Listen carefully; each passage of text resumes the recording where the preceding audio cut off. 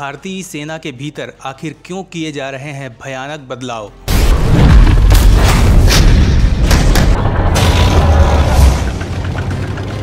चीन पाकिस्तान को ध्यान में रखकर मोदी कौन सा घातक जाल बुन रहे हैं।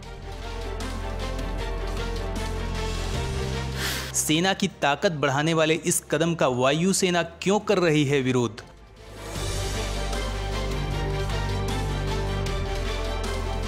दोस्तों, प्रेजेंट में भारत की सामरिक चुनौतियों को देखते हुए देश की सेना में बदलाव किए जा रहे हैं, जिससे देश की सेना किसी भी संभावित संकट से निपटने में सक्षम हो सके।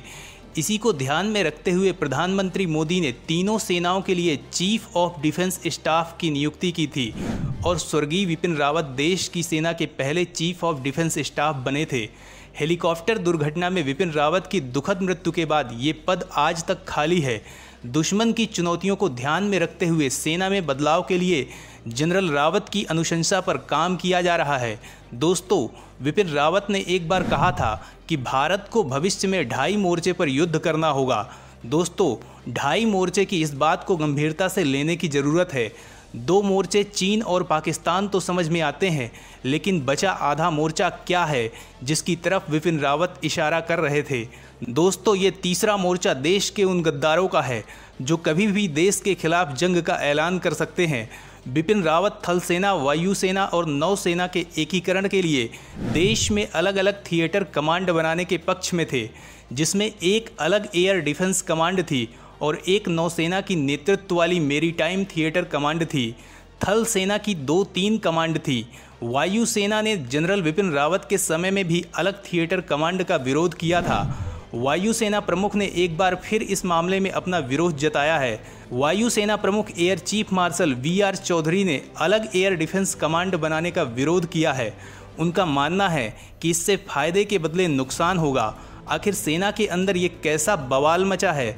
विपिन रावत के हिसाब से जो कदम सेना को मजबूत बनाने के लिए बेहद ज़रूरी थे, वायुसेना प्रमुख उसका विरोध क्यों कर रहे हैं। तो दोस्तों, सरकार तीनों सेनाओं की क्षमताओं को इंटीग्रेट करने के लिए 6 थिएटर कमांड बना रही है।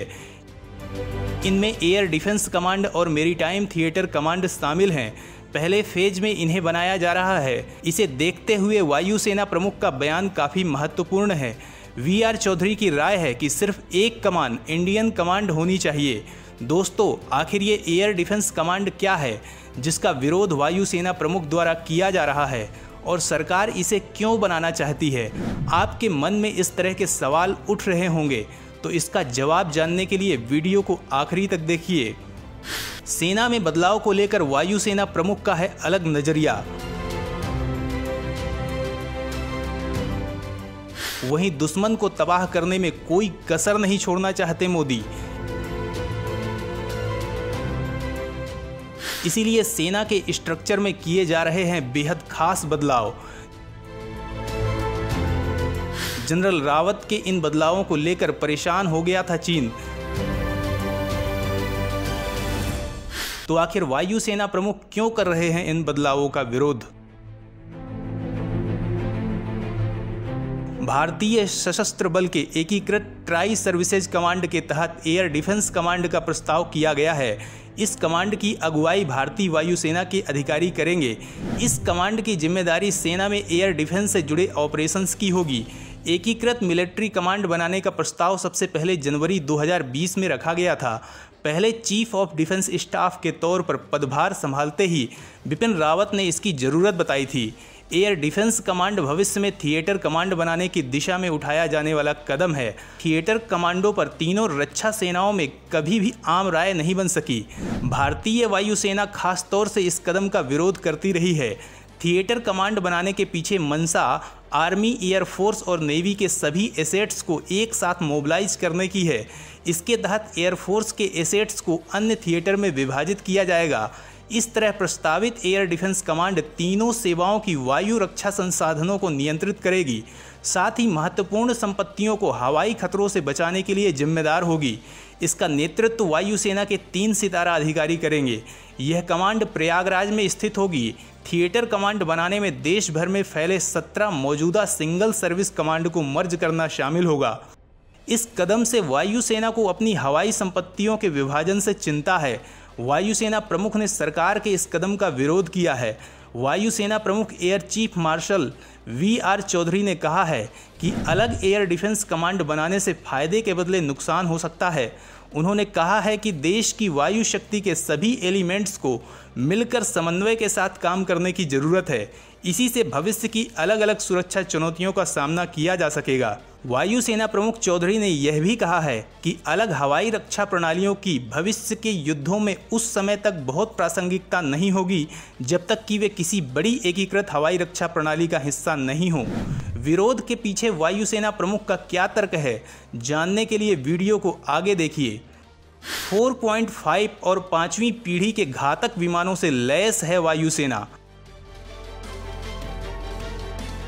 हर चुनौतियों को तबाह करने में सक्षम है भारत की तीनों सेनाएं।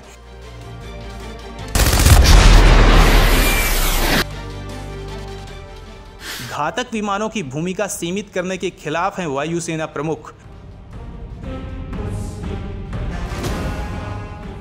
एक सेमिनार में वी.आर. चौधरी ने तर्क दिया कि air defence operation offensive aerial operation से बहुत करीब से जुड़े हैं। दोनों को अलग अलग करने से ज्वाइंट स्ट्रेटजी को लागू करने पर असर पड़ेगा।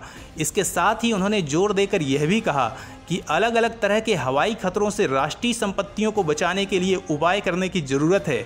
इन हवाई खतरों में छोटे ड्रोन और सटीक वार करने वाले हथियार शामिल हैं। चौधरी ने कहा कि एक ही एयर स्पेस में बहुत करीबी कोऑर्डिनेशन की ज़रूरत होती है। इसके लिए किसी भी हवाई क्षेत्र के अंदर सभी तत्वों के बीच करीबी समन्वय जरूरी है। एयर डिफेंस कमांड की स्थापना नुकसानदेह साबित हो सकती है। कारण यह है कि एयर डिफेंस ऑपरेशन जवाबी यानी ऑफेंसिव ऑपरेशन से जुड़े होते हैं। एयर चीफ मार्शल के मुताबिक एयर डिफेंस और युद्धक मिशन आपस में करीबी रूप से जुड़े हुए हैं। अगर इन्हें अलग अलग कर दिया जाए तो ये न केवल असंबद्ध हो जाएंगे बल्कि संयुक्त रणनीति के कार्यान्वयन में अप्रभावी हो जाएंगे। उन्होंने बताया कि आधुनिक 4.5 और 5वीं पीढ़ी के विमानों की क्षमता व्यापक है। उन विमानों को किसी एक भूमिका तक सीमित कर देने से उनका अपेक्षित उपयोग नहीं हो पाएगा। दोस्तों, सेना की संरचना में बदलाव को लेकर सेना मंथन कर रही है, जिस पर सीनियर अधिकारी अपनी राय दे रहे हैं। लेकिन इसके साथ ही इतना तो तय है कि भारत की तीनों सेनाएं घातक हथियारों से लैस है और आकाश, जमीन व समंदर में अपना दमखम दिखा रही हैं। भारत के पास न तो हथियारों की कमी है और न ही जिगर की। दुश्मन की एक गुस्ताखी का अंजाम भयानक हो सकता है, क्योंकि भारत की तैयारी कुछ इस लेवल की है। भारतीय सेना के भीतर जिन बदलावों की बातें हो रही हैं वो रणनीतिक है, जिन्हें जल्द ही सेना निपटा लेगी। इसके साथ ही सेना पूरी ताकत से दुश्मन को जवाब देने के लिए हर पल तैयार है।